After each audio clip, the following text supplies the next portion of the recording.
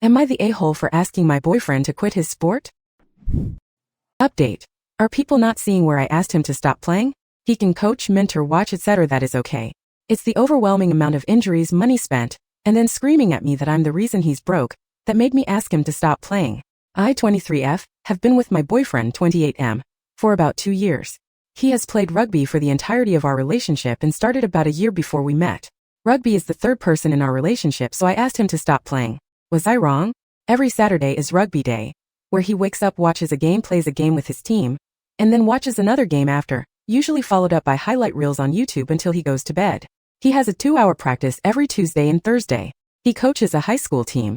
He assistant coaches a college team.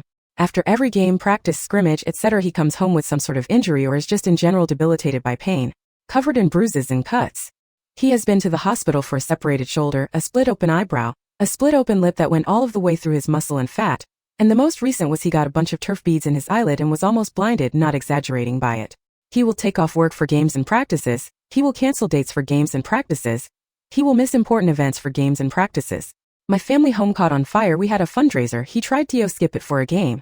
The game got canceled, so that's why he showed up. We were out to my birthday dinner and he asked if we could rush it so that he could make his practice after. We can't go out and do anything on a rugby day. We can't have love on a rugby day. He can't function on a rugby day.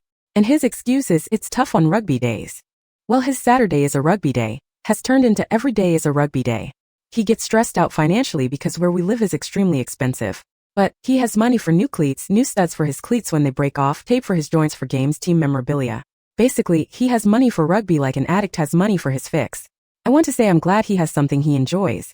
I'm glad he coaches and that his students look up to him, and that it makes him feel good about himself. We've both met some incredible people through the rugby community.